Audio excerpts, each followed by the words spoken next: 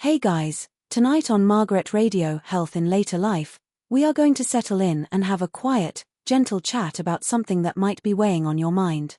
We're going to talk about the body's subtle whispers, the very early signs of Parkinson's disease.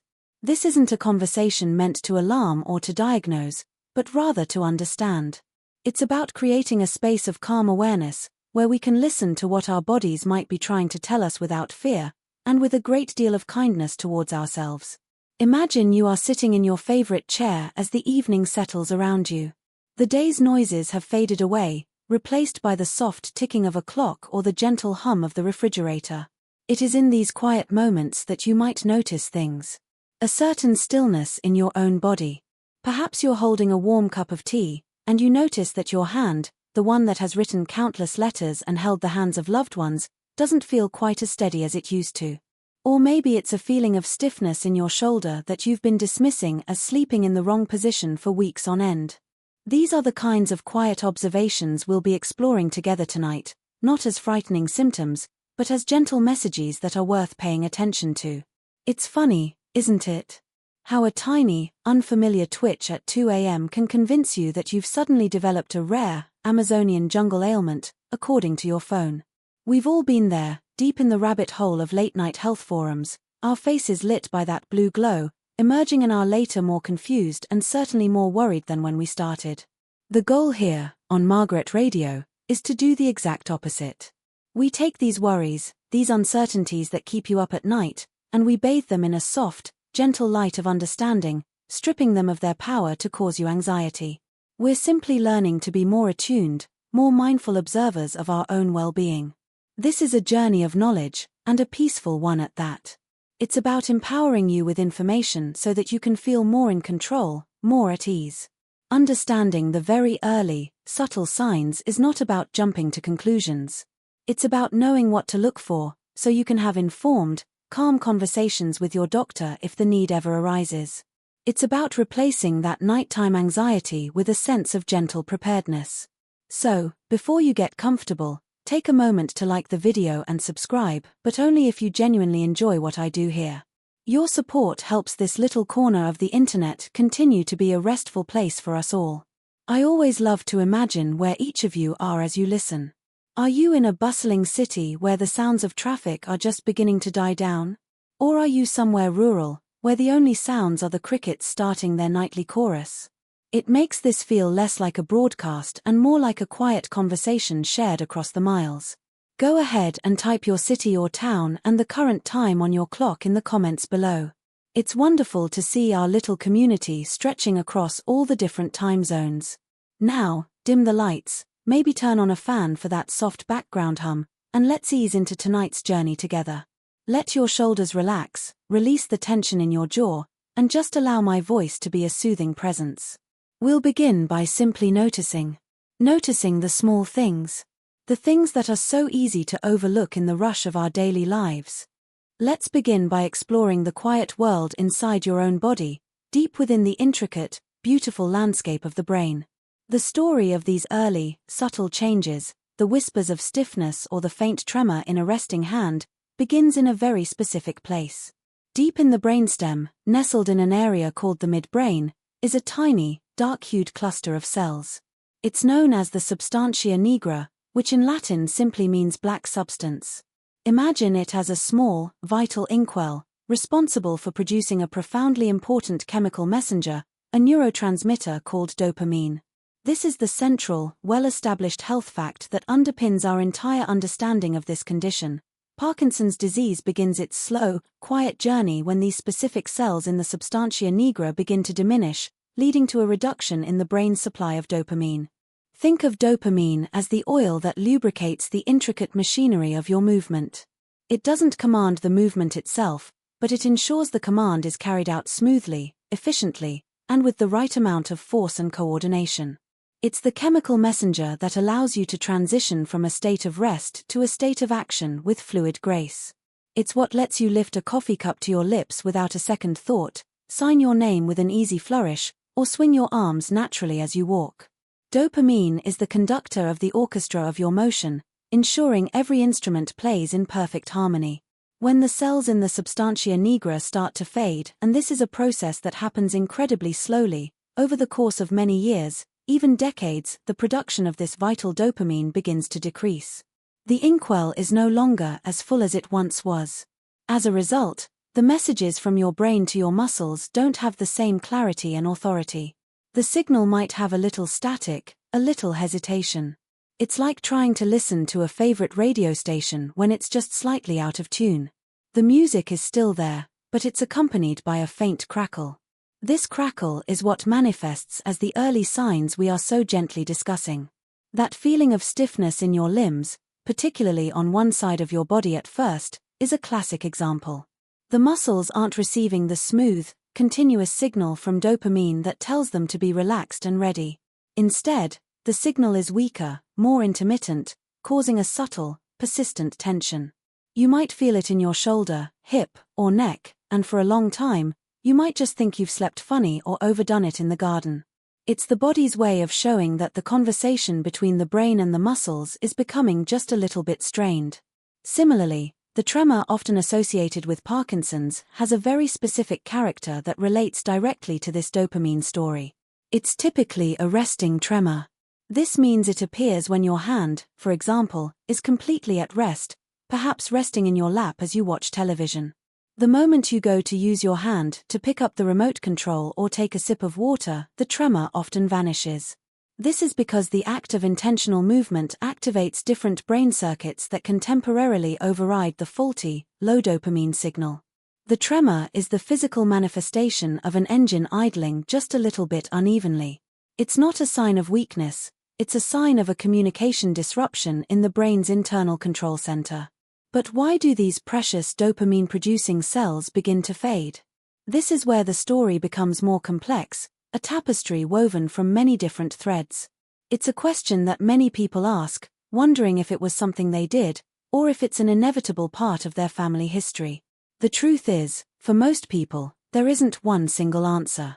Instead, researchers believe it's a combination of factors, a unique intersection of genetic predisposition and environmental influences that unfolds over a lifetime. Let's first talk gently about genetics. For a very small percentage of individuals, there is a clear, strong genetic link. Scientists have identified specific genes that, when mutated, can directly lead to the development of Parkinson's disease. These are often cases that appear in families, sometimes at a younger age. You might hear the names of genes like SNCA, LRRK2, or PARK7. Think of these genes as a set of instructions for building and maintaining the brain's cells. A mutation is like a typo in the instruction manual. For some, that typo is significant enough to cause a problem on its own.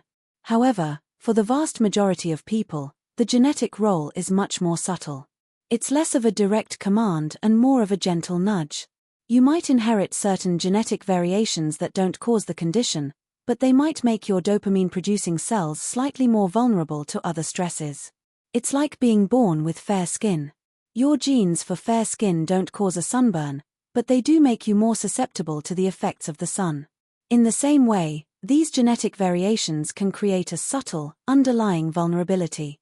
This is why so many people wonder if they are destined to develop the condition because a distant relative had it, but the reality is often much more complex and varies greatly from person to person. It's not a sentence, but rather one small piece of your unique biological puzzle. The presence of a risk gene is far from a guarantee, it's just one voice in a chorus of influences. Now, let's turn our attention to the world around us, to the environmental factors that researchers believe may play a role in this complex story. This is not about assigning blame or creating fear around our surroundings, but about understanding the quiet, long-term interactions between our bodies and the world we live in. Over the years, researchers have noticed certain patterns, statistical whispers in the data that point towards potential contributors. One of the most studied areas is the exposure to certain environmental chemicals, particularly pesticides and herbicides. Studies have consistently shown that long-term exposure to specific agricultural chemicals may be associated with an increased risk of developing Parkinson's. This is thought to be because some of these chemicals can interfere with the normal functioning of our cells, particularly with the mitochondria, which are the tiny power plants inside every cell. If the mitochondria in those precious dopamine neurons are damaged, the cells can come under immense stress, what is known as oxidative stress. Let's pause and understand that term, oxidative stress, with a simple analogy. Think of a freshly cut apple. When you slice it open and leave it exposed to the air, it begins to turn brown. That browning is oxidation. A similar process happens inside our bodies. As our cells work to create energy, they produce byproducts, like a car's engine produces exhaust fumes. Normally, our bodies have a fantastic cleanup crew, a system of antioxidants, that neutralizes these byproducts and keeps everything in balance. Oxidative stress occurs when there's an imbalance, either too many exhaust fumes are being produced, or the cleanup crew is overwhelmed. Certain environmental toxins are believed to increase the production of these fumes inside the neurons, putting them under a state of chronic stress that, over many decades, can contribute to their decline. It's a slow, simmering process, not an immediate event. This connection is most relevant for those with long careers in farming or those who have lived for many years in areas with heavy agricultural spraying. For most people, the brief, incidental exposure of daily life is not the same thing. Another environmental factor that has been linked to an increased risk is a history of significant head trauma. We're not talking about the everyday bumps and knocks on the head that are a normal part of a lived life. Rather, research points to more serious injuries, the kind that might cause a concussion or a loss of consciousness. It is thought that a significant injury can trigger a long-lasting inflammatory response in the brain.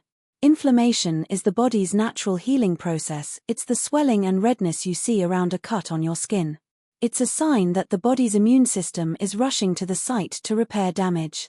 However, if this inflammatory process becomes chronic in the brain, it can create a hostile environment for the delicate neurons, including the dopamine-producing ones. The brain's own immune cells, in their effort to clean up the damage from the injury, can sometimes remain in a state of high alert for years, contributing to the stressful environment that may accelerate the decline of vulnerable cells. While we're discussing these external factors, it's a perfect moment to introduce a practical, lesser-known, or comforting insight that has emerged from the same body of research. While some factors may increase risk, others seem to offer a quiet layer of protection. Interestingly, large-scale population studies have repeatedly found that people with a long history of drinking caffeinated beverages, such as coffee or green tea, seem to have a slightly lower risk of developing Parkinson's. The exact reason is still being explored, but it's believed that caffeine may have neuroprotective qualities. It might help to support the brain's energy systems or reduce inflammation. Now, this is not presented as a cure or a preventative medicine. It is not a reason to suddenly start drinking pots of coffee if you don't enjoy it or if it makes you feel jittery. But for those of you who already savor your morning cup, it can be a comforting thought. A simple, daily ritual that brings you pleasure might also be conferring a small, silent benefit to your brain cells. It's a wonderful example of how our everyday habits and choices are woven into the fabric of our long-term health, sometimes in ways we would never expect. Now, we must journey even deeper, to a microscopic level, to understand another crucial part of the story. This involves a protein found naturally in all of our brains called alpha-synuclein. In its normal, healthy state, alpha-synuclein is a helpful, soluble protein.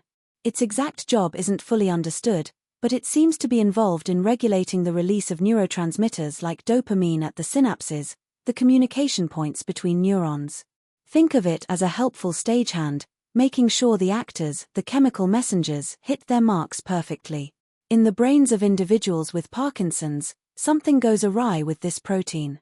For reasons that are still the subject of intense research, perhaps triggered by a combination of genetic vulnerability and environmental stress, the alpha-synuclein protein begins to misfold. Imagine you have a piece of paper that is meant to be folded into a neat, functional paper airplane. Instead, it gets crumpled up into a sticky, misshapen ball. This is what happens to alpha-synuclein. It changes its shape and becomes insoluble and sticky. These sticky, misfolded proteins then begin to clump together, forming aggregates. It's like how a single snowflake is delicate and harmless, but when they clump together, they can form a heavy drift. These clumps of alpha-synuclein form larger and larger clusters inside the neurons, eventually creating the structures that pathologists call Lewy bodies. The presence of Lewy bodies within the dopamine-producing neurons of the substantia nigra is the defining pathological hallmark of Parkinson's disease. You can think of these Lewy bodies as tiny bits of cellular clutter. They are like accumulations of junk in a finely tuned workshop. This clutter disrupts the cell's normal operations. It can damage the mitochondria, the cell's power plants. It can interfere with the cell's internal transport system, which moves vital materials from one end of the cell to the other. It can also trigger that inflammatory response we talked about earlier. Over time, a cell that is choked with this clutter and is under constant stress simply cannot survive. It slowly loses its ability to function and eventually dies. This process, the misfolding of alpha-synuclein and the formation of Lewy bodies, is believed to be a central mechanism in the progression of the disease. And it doesn't just happen in the substantia nigra. One of the fascinating discoveries in recent years is that this process may actually begin in other parts of the nervous system long before the classic motor symptoms appear. Some researchers propose a body-first theory, suggesting that the misfolded alpha-synuclein might first appear in the nerve cells of the gut or the olfactory bulb, the part of the brain that processes smell. This could explain why two of the earliest, and often missed, non-motor signs of Parkinson's are a loss of the sense of smell and chronic constipation. Imagine the alpha-synuclein clumps first forming in the intricate network of nerves that line your digestive tract. This could disrupt the normal, rhythmic contractions of the intestines, leading to constipation years before any tremor is noticeable. Similarly, if the process begins in the olfactory bulb, it can damage the cells responsible for detecting and processing scents, leading to a diminished sense of smell, a condition known as hyposmia. A person might not be able to smell their morning coffee brewing or the scent of rain on dry pavement. Because these changes are so gradual, they are often attributed to normal aging or a persistent cold. From these starting points, it is theorized that the misfolded alpha-synuclein can then spread from one neuron to the next, traveling along the nerve pathways like a chain reaction, eventually reaching the substantia nigra in the midbrain. This spreading hypothesis helps to explain the slow, progressive nature of the condition and why it seems to affect different brain regions in a somewhat predictable sequence over time. It's a journey that takes place on a microscopic scale, a silent, slow-motion cascade that unfolds over the course of many, many years. The tremor in your finger might be the final, visible outcome of a process that began a decade earlier with the loss of your ability to smell a rose. It's also important to touch upon the idea of aging itself as a background factor. Parkinson's is a condition that is much more common in later life, with the average age of onset being around 60. While aging itself does not cause Parkinson's, the natural processes of aging can create a more vulnerable environment in the brain. As we get older, our cellular cleanup systems, the ones that deal with oxidative stress and misfolded proteins, can become a little less efficient. The energy output of our mitochondria naturally declines slightly. This general, age-related decline in cellular resilience might mean that the dopamine-producing cells, which are already incredibly hard-working and have a high energy demand, become less able to withstand the combined onslaught of genetic predispositions and environmental exposures. Aging, in this context, is not the cause, but the landscape upon which all the other factors play out. Let's recenter ourselves for a moment. We have talked about the fading of dopamine-producing cells. We have touched upon the complex interplay of genetic vulnerability, the subtle nudges that might make one person's cells more susceptible than another's. We have explored the potential role of outside influences, like environmental chemicals or past injuries, that can add to the burden of stress on these cells. And we have journeyed deep inside the cell, to visualize the misfolding of the alpha-synuclein protein and the disruptive clutter of Lewy bodies. All of these factors converge on this one small, vital region of the brain. They create a perfect storm of circumstances that, over a very long time, leads to the slow decline of the substantia nigra. And as the dopamine levels dip below a certain threshold, often after 60 to 80% of the cells have already been lost, the first motor symptoms begin to emerge into the light of day. This is a crucial point of reassurance. The fact that the signs are so subtle for so long is a testament to the brain's incredible resilience and its capacity for compensation. For years, as some cells are lost, the remaining cells work harder, producing more dopamine to pick up the slack. The brain reroutes signals and adapts, keeping the machinery running smoothly for as long as it possibly can. The symptoms you notice are not the beginning of the problem, but rather a sign that the brain's remarkable ability to compensate is finally being overwhelmed. This understanding of the causes, this intricate dance of biology, environment, and time, is not meant to be a source of anxiety. It is the opposite. It is the foundation of hope. Because by understanding these pathways, oxidative stress, inflammation, protein misfolding, researchers can identify targets for new therapies. Every thread we have discussed is a potential avenue for intervention, a doorway to developing treatments that could one day slow, stop, or even prevent the process from unfolding. Knowledge, in this context, is not just power, it is the seed of future solutions. It transforms the narrative from one of inevitable decline to one of active scientific pursuit and profound optimism. Your body's story is one of incredible complexity and resilience, and understanding its language is the first step on any journey of health and well-being. And so, we arrive at a place of gentle, purposeful action. We have sat together in the quiet and listened to the whispers of the body. We have journeyed deep into the brain to understand the delicate chemistry and the slow, unfolding story of why these changes may occur. Understanding the cause is the first step, a way of replacing fear with knowledge. But the next, and perhaps most vital, step is to ask, what can I do now? This part of our conversation is dedicated to that question. It is a conversation about solutions, not in the sense of a single, miraculous cure, but in the truest sense of the word, finding ways to solve the practical challenges that may arise, to ease discomfort, to maintain your strength, and to continue living a life that is full of joy, connection, and meaning. This is a journey of empowerment, of taking the knowledge we have gathered and turning it into gentle, supportive action for yourself. The very first, and most important, solution is to not walk this path alone. If the subtle signs we have spoken of, the persistent stiffness on one side, the small tremor in a resting hand, the shrinking handwriting, the loss of smell, if these things feel familiar and have been lingering for some time, the most empowering step you can take is to schedule a calm conversation with your doctor. I know the hesitation that can come with this. The temptation to wait, to see if it goes away, to dismiss it as just getting older. But seeking clarity is an act of profound self-care. It is the gateway to all the other solutions we will talk about. It can be helpful to demystify what this process looks like. Diagnosing Parkinson's isn't like a simple blood test that gives a definitive yes or no. It is a careful, thoughtful process of clinical observation. You will likely be referred to a neurologist, a doctor who specializes in the brain and nervous system. This specialist is like a detective of the body's subtle signals. They will listen to your story, ask detailed questions about what you've been experiencing, and review your full medical history. Then, they will perform a physical examination, watching you walk, observing your posture, checking for tremor and stiffness in your limbs, and assessing your balance. They might ask you to do simple things like tapping your fingers and thumb together, or drawing a spiral on a piece of paper. They are looking for the specific patterns and characteristics of movement that suggest a low dopamine state. In some cases, to help confirm a diagnosis if it is uncertain, a doctor might suggest a special type of brain imaging called a D8 scan. This is not a scary or invasive procedure. It simply involves a scan that can visualize the dopamine system in your brain, showing whether there is a reduction in the dopamine transporter availability, which is a hallmark of the condition. It helps to make the invisible visible. Once a diagnosis is made, this is not an endpoint.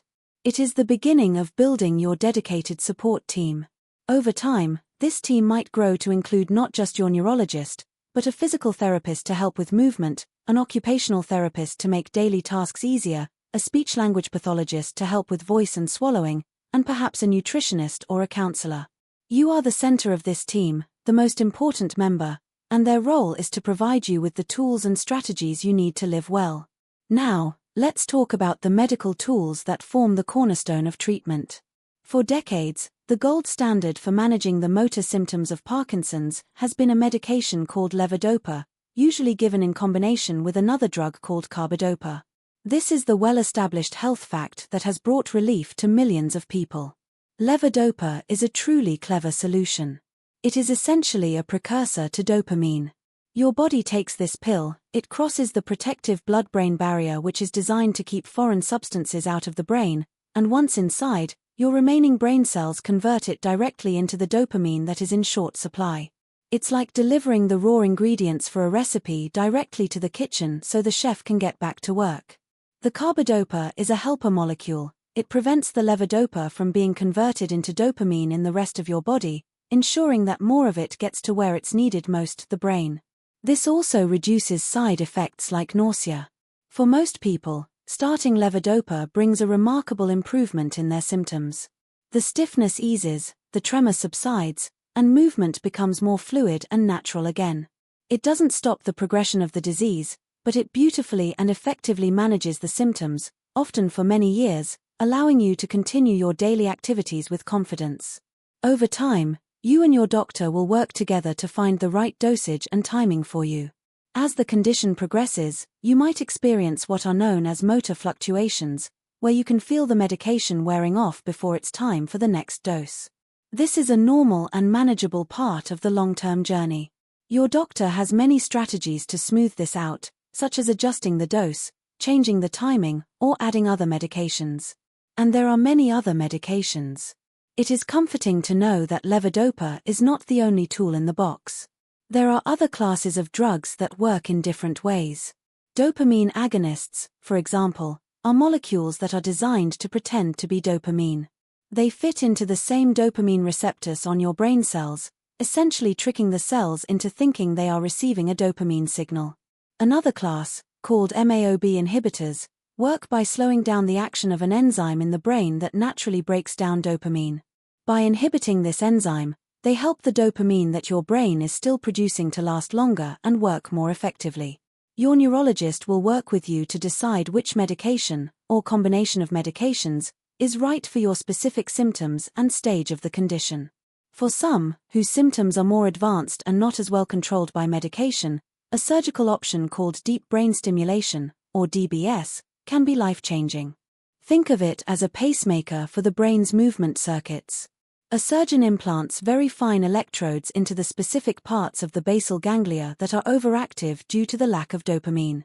These electrodes are connected to a small device, like a pacemaker, implanted under the skin in the chest. This device sends tiny, painless electrical pulses to the brain, which help to override and regulate the chaotic electrical signals that cause symptoms like severe tremor, stiffness, and slowness. It can feel like turning down the static we spoke of earlier, allowing for smoother, more controlled movement.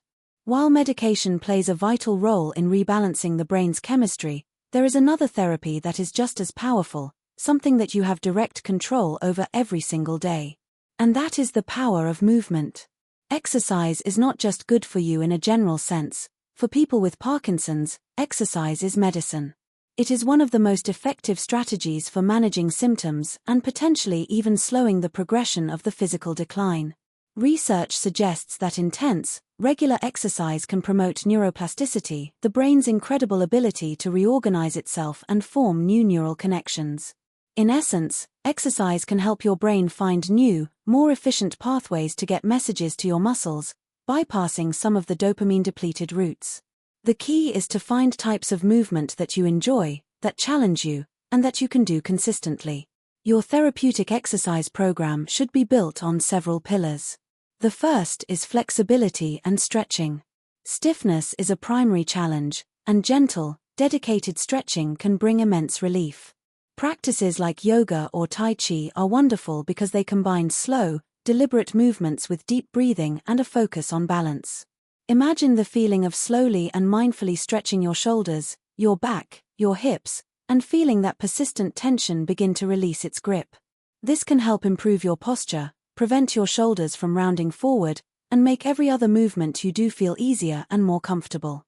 The second pillar is aerobic exercise, activities that get your heart rate up and increase your circulation. This could be brisk walking, where you focus on swinging your arms and taking long strides. It could be swimming or water aerobics, where the buoyancy of the water supports your body and reduces the fear of falling, allowing you to move freely. Or it could be riding a stationary bicycle. This type of exercise is not only good for your heart and lungs, but it also helps your brain use the dopamine it has more efficiently and may boost levels of important brain-derived neurotrophic factors, BDNF, which are like fertilizer for your brain cells. The third pillar is strength training. As we age, we all tend to lose muscle mass, and the slowness of movement associated with Parkinson's can accelerate this. Using light weights, resistance bands, or even your own body weight to perform strengthening exercises is crucial for maintaining the power you need for daily tasks like standing up from a chair, carrying groceries, or opening a jar. A physical therapist can design a safe and effective program for you. And this brings us to a truly practical and lesser-known insight into the world of physical therapy for Parkinson's, a specific, evidence-based approach called amplitude-based training. The most well-known programs are called LSVT BIG and PWR, Parkinson Wellness Recovery. These therapies are based on a fascinating principle. Parkinson's doesn't just make your movements smaller and slower, it also tricks your brain into thinking that these small, shuffling movements are normal. Your sensory perception of your own movement becomes unreliable. Amplitude-based therapy works to recalibrate this perception. The mantra of the LSVT BIG program, for example, is simply think big. During therapy sessions, you practice making intentionally large, exaggerated movements. You take big, high steps. You make huge, sweeping arm swings. You do big twists with your torso. At first, these movements might feel ridiculously and unnecessarily large to you, but the therapist's job is to convince you that this too big feeling is actually what a normal-sized movement feels like to everyone else. Through intensive, repetitive practice, you are retraining your brain to produce larger, safer, more confident movements. Over time, this carries over into your daily life. Your steps become longer, your handwriting gets bigger again, and your everyday actions become less hesitant and more automatic. It is a powerful way to reclaim your physical space and your confidence. Finally, movement is about joy and connection. Activities like dancing, especially partner dancing like the tango, have been shown to be incredibly beneficial. Tango requires you to take long strides, make dynamic weight shifts, and respond to a partner's cues, all of which challenge your balance, coordination, and cognitive processing in a fun and engaging way. Non-contact boxing programs designed for people with Parkinson's are also wonderful. They focus on agility, punching motions that require core rotation, and footwork, all of which directly combat the stiffness and slowness of the condition. Just as movement can become smaller, the voice can also become quieter. A very common symptom is hyperphonia, or a soft, weak voice. You may not even realize your voice has gotten softer, but you might notice that people are constantly asking you to repeat yourself, or that you have trouble being heard in a noisy room. Your speech might also become more monotone, losing its natural melody and expressiveness. This is not because your vocal cords are weak, but because the automatic control of loudness, driven by dopamine, is impaired. Fortunately, there is a direct and powerful solution for this, a counterpart to the movement therapy we just discussed. It's called LSVT Loud, and it was developed by the same researchers. It works on the exact same principle of recalibration. The mantra here is think loud. A speech-language pathologist guides you through a month of intensive vocal exercises. You practice sustaining vowel sounds, like at a loud, healthy volume. You practice reading sentences with a strong voice. The therapy retrains your sensory perception so that you learn what a normal vocal loudness feels and sounds like. It gives you back the ability to participate fully in conversations, to speak with confidence on the phone, and to express the full range of your emotions through your voice. The same therapist can also help with another potential challenge, which is swallowing, or dysphagia. They can provide simple exercises to keep your swallowing muscles strong and teach you strategies to make eating and drinking safer and more enjoyable, ensuring mealtime remains a source of pleasure and connection. As we manage the physical symptoms, it is just as crucial to nurture our overall well-being. This is where we can take active steps to support the systems we talked about in the causes of the condition. Remember the gut-brain connection? You can actively support it through your diet. A diet high in fiber from sources like whole grains, fruits, vegetables, and legumes can be very effective in managing the common problem of constipation. Eating a wide variety of colorful plants also provides your body with a rich supply of antioxidants, which are part of that cleanup crew that helps to combat oxidative stress. It's also important to drink plenty of water throughout the day. For some people, the timing of protein intake, from meat, fish, or dairy, can interfere with the absorption of levodopa. A nutritionist or your doctor can help you figure out a meal schedule that allows you to get the most benefit from both your food and your medication. Sleep can also be disrupted. The stiffness can make it hard to turn over in bed, and the condition is also linked to REM sleep behavior disorder, where you might physically act out your dreams. Creating a restful sleep environment is key. Make your bedroom a sanctuary that is dark, quiet, and cool. Try to stick to a regular sleep schedule, even on weekends. Develop a calming pre-sleep routine, perhaps involving a warm bath, some gentle stretching, or listening to calming music or a guided meditation. This helps to signal to your body and mind that it's time to wind down. Finally, we must talk about emotional and mental health. Living with a chronic condition can be challenging, and it is completely normal to feel a range of emotions, including sadness, frustration, or anxiety. It is important to know that depression and anxiety can also be direct, biological symptoms of Parkinson's, caused by the changes in brain chemistry, including not just dopamine but also other neurotransmitters like serotonin. This is why many people ask, will I become depressed, or is feeling anxious a part of this? And the experience is different for everyone. For some, mood changes are a primary symptom rooted in the brain's chemistry, while for others, they are a natural emotional response to a life-changing diagnosis. Both are valid, and both deserve compassionate support. Do not hesitate to talk about these feelings with your doctor. There are effective treatments, including counseling and medication, that can make a world of difference. Staying socially connected is also a powerful antidote. Make time for friends and family. Continue to engage in your hobbies. And consider joining a support group, either in your community or online. Sharing experiences with others who truly understand what you're going through can be incredibly validating and comforting. You learn from each other, you encourage each other, and you realize you are not alone on this journey. All of these solutions, from medication to movement, from voice therapy to diet, from social connection to emotional support, are threads you can weave together to create a strong, resilient fabric of well-being. This is not a passive process of receiving treatment.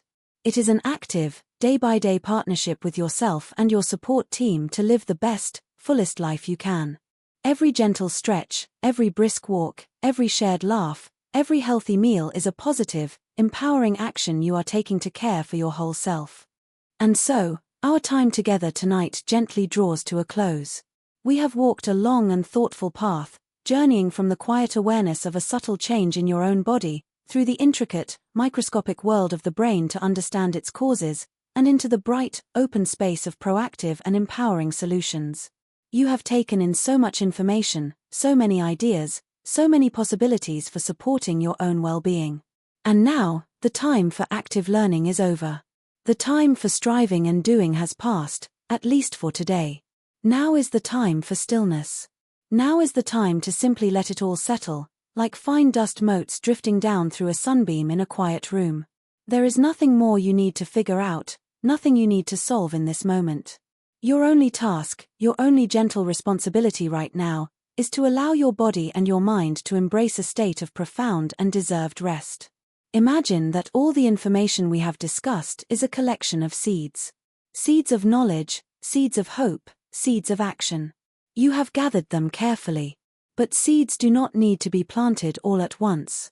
They can be held safely, waiting for the right time, the right soil. Tonight, you can simply hold them, without any pressure to make them grow immediately. The journey of living well with any change in your health is not a race. It is much more like tending to a garden. It is a slow, patient, and deeply compassionate process. Think of your body as this beautiful, resilient garden. Some days will be for planting, for starting that new exercise routine you learned about, for making that appointment with a therapist, for trying a new, healthy recipe. These are days of gentle, purposeful action. Other days will be for watering and nurturing, for simply being consistent with your medications, for drinking enough water, for taking your daily walk. And many days, perhaps the most important days, will be for resting. for sitting quietly within your garden, observing the changes, appreciating the strength that is present, and allowing the natural cycles of healing and restoration to take place without interference. There will be seasons of great energy and seasons that call for more quiet contemplation. All of it is part of the process. There is no need to judge the garden for not being in full bloom every single day. Its worth, and your worth, is inherent and unchanging. You simply tend to it with kindness. As you lie there now, settling deeper into your bed, I want you to bring your awareness away from the complexities of brain chemistry and back to the simple, tangible realities of this present moment. Feel the weight of the blanket as it rests upon you, a gentle, reassuring pressure that grounds you and holds you safely. Notice the texture of the sheets against your skin, the softness of the pillow beneath your head. Listen to the quiet sounds of your room, that soft background hum of the fan we turned on together what seems like so long ago, the distant, muffled sounds of the world outside settling down for the night, the gentle, rhythmic cadence of your own breathing. Focus on that breath for a moment. Feel the air as it enters your body, cool and fresh, bringing with it a sense of calm and peace. And feel it as it leaves your body, warm and soft, carrying away any lingering tension from your muscles, any lingering worries from your mind. Each breath is an anchor to this peaceful, present moment. An in-breath of calm, and an out-breath of release. You are not trying to change your breath or control it in any way.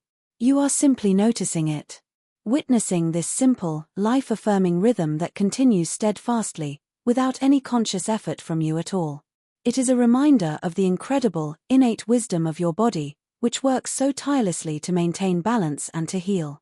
With every breath you release, allow a different part of your body to grow heavier, softer, and more relaxed.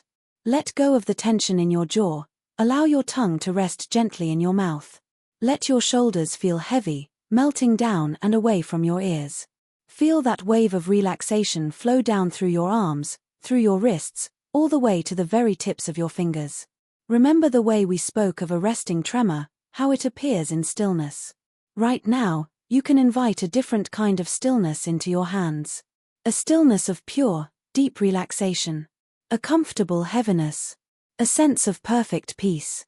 Let that feeling of release continue to flow downwards, through your torso, loosening any tightness in your chest or your belly. Feel it in your hips, letting them open and relax into the support of the mattress beneath you. Allow your legs to grow heavy and limp, from your thighs, through your knees, down your shins and calves, all the way to your ankles, your heels, and the soles of your feet. You are completely and totally supported. There is nothing for you to do, nowhere for you to be, except right here, sinking deeper and deeper into a state of profound tranquility.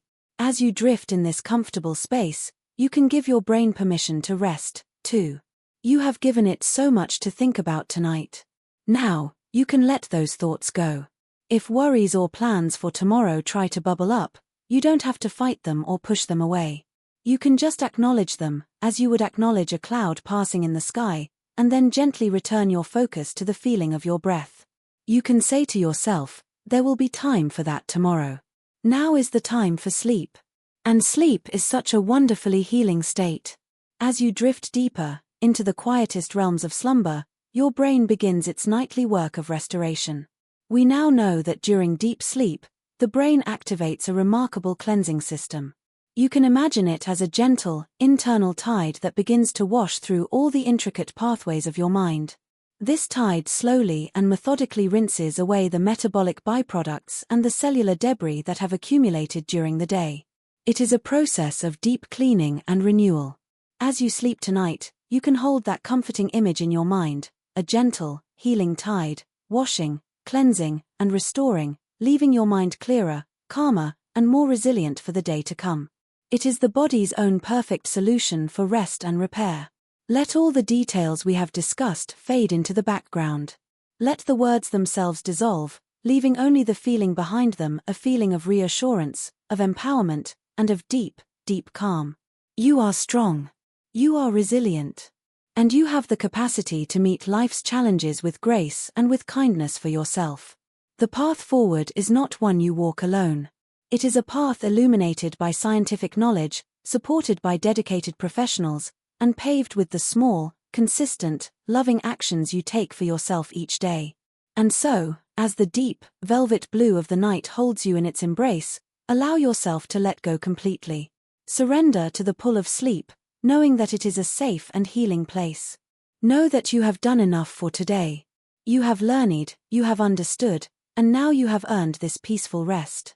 Let my voice be a final, gentle anchor, and then allow it to fade away, leaving you in the profound and beautiful quiet of your own peaceful mind. The morning will come when it comes, and it will meet you exactly where you are, with no demands, with no expectations, just the simple, quiet promise of another sunrise, and another opportunity to tend to your garden with gentle, loving care.